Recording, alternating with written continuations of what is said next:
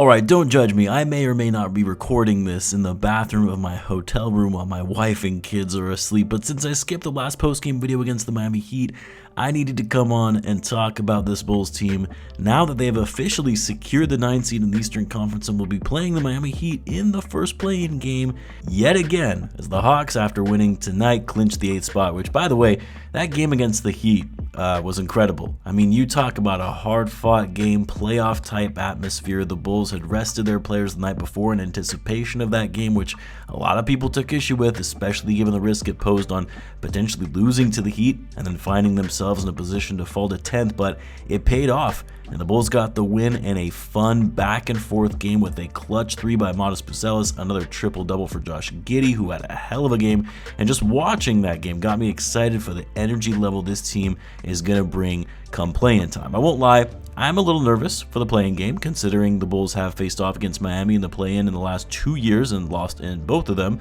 And while you could say, well, they don't have Jimmy Butler anymore, they're not the same team that they used to be, well, Jimmy actually didn't play in last year's play-in game. And a lot of us, even myself included, thought that it was going to be a foregone conclusion the Bulls were going to beat the Heat and get that 8th seed for the playoffs when we found out that Jimmy Butler wasn't going to be playing.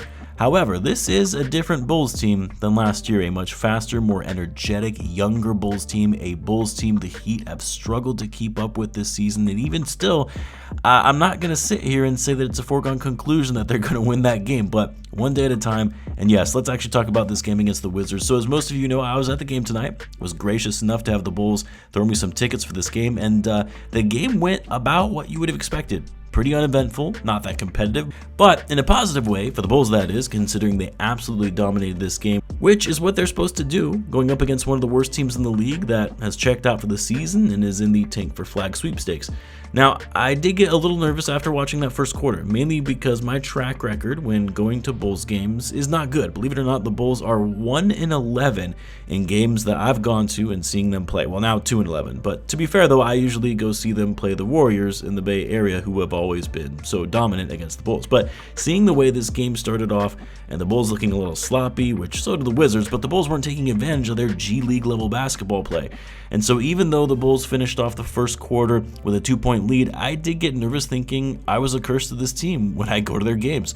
But thank God the Bulls turned things around in the second quarter, ended up having a double-digit lead by halftime, and never looked back from there. And look, the main things that stood out to me in this game, and I don't know if it just makes it a little different when seeing the game live and in person, because I feel you get a different sense of the player's body language, but I've completely been blown away by how Nikola Vucevic has been handling himself and the improved energy and body language from him, not just on the court, but off the court as well. He's talking to the younger guys, instructing them what to do. Like, I compare this to Vucevic of last season, who was completely checked out of this team and looked like he was dying to get traded. Even to an extent, some of that behavior and the way he carried himself on the court this season wasn't the best at times, in the beginning of the season anyway.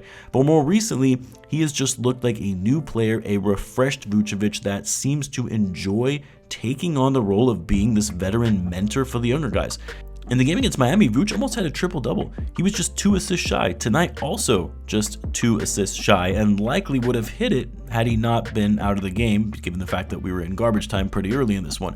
Came out strong in that first quarter and really keeping things afloat for the Bulls. Great footwork in the paint. Sarr didn't stand a chance against him and ended up finishing the game with 15 points, 12 rebounds, and 8 assists. And speaking of rookies, Modest Buzelis continuing his strong play towards the end of the season, getting that all-rookie campaign push going, which there's no doubt in my mind that at this point he'll at least make all-rookie second team. And had he actually played the whole season with the kind of minutes we're seeing now, he would have easily finished first team all-rookie and probably would have been right up there for Rookie of the Year consideration.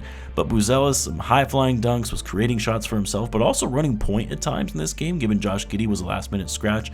20 points, 7 for 14, 3 for 6 from 3, slowly but surely bringing that three-point shooting percentage back up. 6 rebounds, 4 assists, and 3 blocks. He continues to lead all rookies in blocks this season. But man, what I love seeing most in this game was actually the play of Julian Phillips, who was given his opportunity to shine with no Josh Giddey in the lineup and being inserted into the starting lineup, and he took full advantage of that. And he shined on the court, showing what he can do. 23 points, 7 for 11 shooting, 3 for 6 from 3, 9 boards, and a plus 25 on the night. I mean, look, I know it's the Wizards. I know this is a game that doesn't really mean much, But if Phillips ends up becoming another one of those pieces, those young pieces that the Bulls can really work with as part of building out this young core, that's a pretty big deal to have another rotational piece for the future. And then Kobe White, Kobe was a little quiet tonight. Not saying he didn't have a good game, because he actually was great and was a team high plus 30 in this one. More so just saying he didn't really have to put up a lot of shots, and a lot of it was because the Bulls didn't need him to take that many. He only took 2 threes in this game, 11 shots in total, but was efficient in his shooting, 6 for 11, 9 rebounds, 4 assists, 16 points in total. I suspect going into this final game of the season against the Sixers on Sunday, you're going to see a lot of these guys sitting out. I would be shocked if the Bulls play any of Kobe, Vooch, or Giddey, hell, even Kevin Huerter in a game that means absolutely nothing for them at this point with the 9 seed locked up. Not worth the risk of injury, and just focusing on getting these guys ready and rested up for the play-in, which will be on Wednesday the 16th, by the way. That is now confirmed. We don't know the time yet, but it will be on Wednesday. But anyway, always fun to attend the Bulls game regardless of the outcome. Just something about the energy and the vibe in that building that gets you excited. And I was very happy to take my daughter to her first Bulls game at the United Center, who also had an absolute blast. So anyway, let me know what you guys thought of the game. You let me know in the comments. As always, be sure to subscribe, and I will see you in the next one.